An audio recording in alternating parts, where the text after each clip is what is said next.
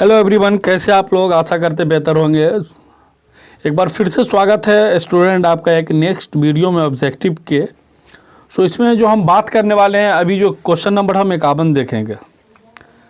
तो अब हम देखने वाले हैं क्वेश्चन नंबर 51 नंबर क्वेश्चन क्या कह रहा है, इसको सबसे पहले देखेंगे।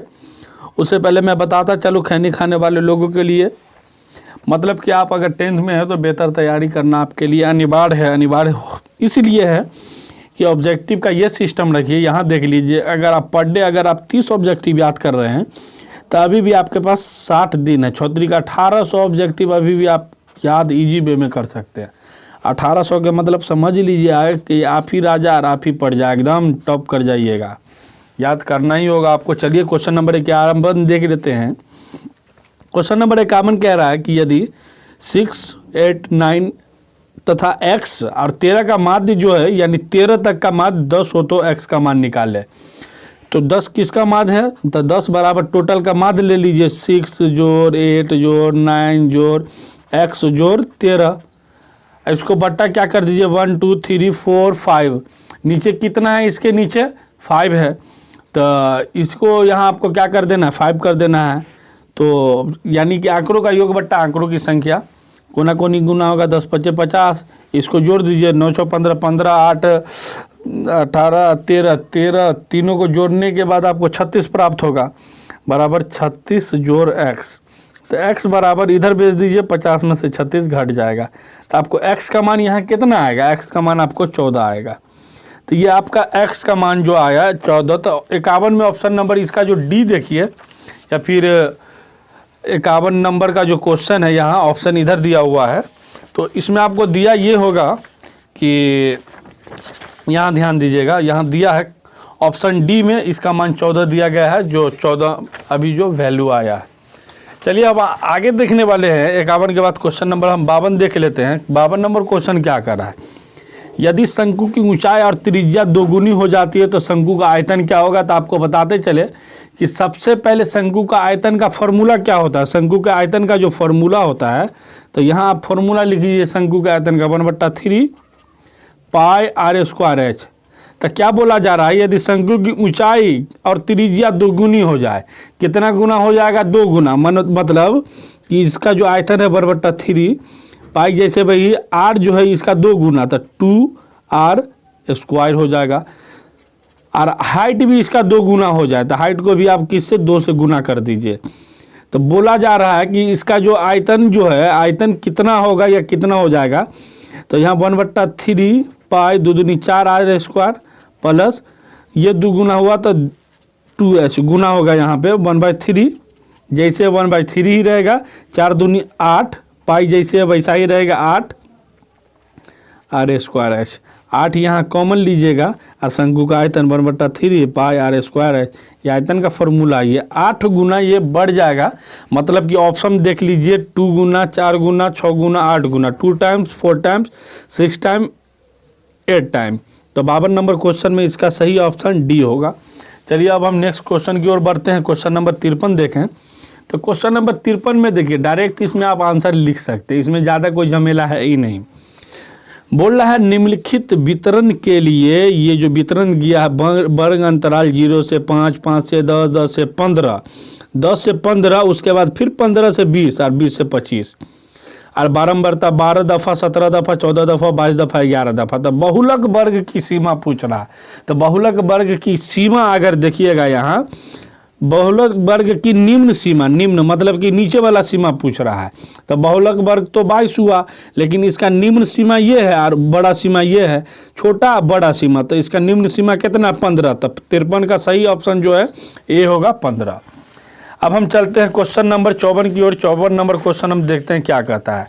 तो 54 नंबर अगर क्वेश्चन में देखिएगा, तो 54 नंबर क्वेश्चन बोल रहा है कि निम्नलिखित में कौन सा आलेख द्वारा निर्धारित नहीं किया जा सकता है, यानी कि इसमें से किसी आलेख द्वारा निर्धारित नहीं किया जा सकता है। तो सिर्फ और सिर्फ ये माध्य ही है, ऑप्शन नंबर ए इसका सही होगा, जिसको आप आलेख द्वारा निर्धारित नहीं कर सकते हैं। बट अगर आगे देखिए क्वेश्चन नंबर 55, तो 55 नंबर क्वेश्चन क्या कर रहा है उस पर हम देखते हैं। 2 घनों के आयतनों का अनुपात 1:1:27 है। तो आपको मालूम होना चाहिए जब ये कोर का अनुपात आता है तो रूट कवर कर दीजिए। इसका 1 और 27 का क्यूब रूट कितना निकलेगा 3, तो 1:3 होगा। तो इसका सही ऑप्शन जो है इसका सी होगा। और भाई क्वेश्चन नंबर 56 में देखें तो इसके लिए ये है कि आपको फॉर्मूला याद होना एकदम 100% कंपलसरी है। टेन थीटा बराबर 1, तो थीटा का मान क्या होगा, तो 45 डिग्री का मान 1 होता है, तो इसका सही आंसर बी होगा। अब अगला 57 नंबर क्वेश्चन देख लीजिए, एक्स भुजा वाली समबाहु त्रिभुज का क्षेत्रफल। तो आपको समबाहु त्रिभुज का क्षेत्रफल आना ही चाहिए। तो आपको बताते चले एक्स भुजा वाली है तो समबाहु त्रिभुज का क्षेत्रफल क्या होता है, √3/4 गुने भुजा स्क्वायर होता है। तो यहाँ भुजा स्क्वायर जो है तो एक्स भुजा है, तो भुजा की जगह पे आप क्या कीजिए एक्स बैठा दीजिए एक्स स्क्वायर। तो इसका जो सही आंसर जो है यहाँ देख लीजिए, इसका सही आंसर एक्स √3/2। यहाँ देखिए आप √3/4 एक्स स्क्वायर है, तो √3/4 एक्स स्क्वायर कहाँ है, यहाँ बी। तो ऑप्शन नंबर बी इसका, ये देख लीजिए ऑप्शन नंबर जो बी है इसका ये सही आंसर इसका हुआ।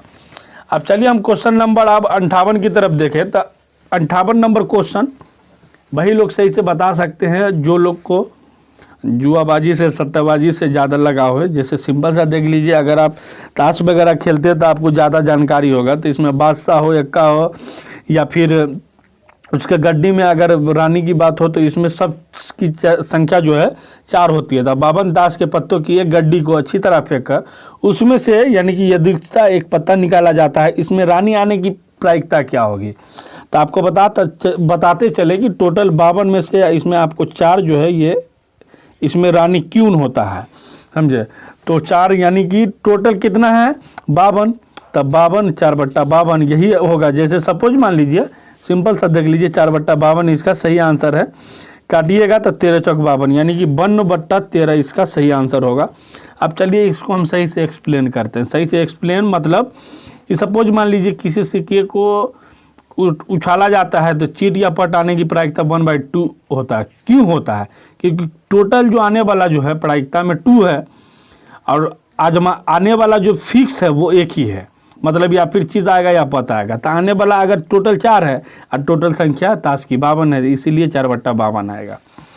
अब ये भी प्रायिकता से ही पूछा गया, PE बराबर 0.08, तो P नहीं की प्रायिकता या P नहीं बराबर होगा। तो आपको मालूम होना चाहिए कि फॉर्मूला है, प्रायिकता में एक फॉर्मूला है PE जोड़ PE डैश, यानी कि P होने और P नहीं होने की प्रायिकता कितनी होती है, 1 होती है। तो बोला जा रहा है P नहीं बराबर है, किसके बराबर है, PE का मान कितना है 0.08 और P नहीं का मान कितना है, यहाँ ध्यान दीजिएगा कुछ भी नहीं, ये हमको निकालना है। तो PE नहीं की प्रायिकता निकालने के लिए आप 1 में से 0.08 को घटा दीजिए, 1.00 कर दीजिए और घटाना कितना 0.08। 10 में से 8 गया आपको 2, उसके बाद फिर 10 इधर 9 में से 0 गया 9, 0.9 के करीब इसका सही आंसर होगा। तो 0.92 कहाँ है, ऑप्शन नंबर ए इसका सही आंसर है। अगर हम 60 नंबर क्वेश्चन देखें तो 60 नंबर क्वेश्चन में ही आपका आंसर छिपा हुआ है। क्वेश्चन नंबर 60 क्या कह रहा है, इसका सही ऑप्शन आंसर जो क्या होगा उसी को हम देखते हैं। 1 + tan स्क्वायर थीटा बट्टा 1 + cot स्क्वायर थीटा। तो यहाँ देख लीजिए 1 + tan square theta 1 + cot square theta में यहाँ आपको क्या करना है, ये देख लीजिए 1 + tan स्क्वायर थीटा किसके बराबर होता है, सेक स्क्वायर थीटा के। यहाँ देख लीजिए सेक स्क्वायर थीटा के बराबर होगा और 1 + cot स्क्वायर थीटा कॉसेक के बराबर होता है, कॉसेक स्क्वायर थीटा। तो सेक स्क्वायर थीटा को आप क्या लिख सकते हैं 1/cos स्क्वायर थीटा और कॉसेक स्क्वायर थीटा को आप क्या लिख सकते हैं 1/sin स्क्वायर थीटा। अब इसको क्या कीजिएगा, बट्टा पर का भागा हो गया है, उल्टा सीधा गुना हो जाएगा 1/cos थीटा, साइन ऊपर चला जाएगा तो इसका डायरेक्ट आप लिख दीजिए sin स्क्वायर थीटा बट्टा cos स्क्वायर थीटा। ये इजी चीज़ है। तो sin स्क्वायर थीटा बट्टा cos स्क्वायर थीटा किसके बराबर होता है, tan स्क्वायर थीटा या tan स्क्वायर x के बराबर होता है। तो 60 का रियल आंसर देख लीजिए tan स्क्वायर थीटा के बराबर होगा। तो इसका रियल आंसर ए होगा, ये इसका सही आंसर है। आशा करते हैं ये वीडियो आपको हेल्पफुल लगी होगी। वीडियो हेल्पफुल लगी हो तो वीडियो को दोस्तों में शेयर करें और नए हैं तो चैनल को सब्सक्राइब कर बेल आइकन को भी जरूर दबा दें। मिलते हैं अगली वीडियो में, तब तक के लिए जय हिंद, जय भारत, वंदे मातरम।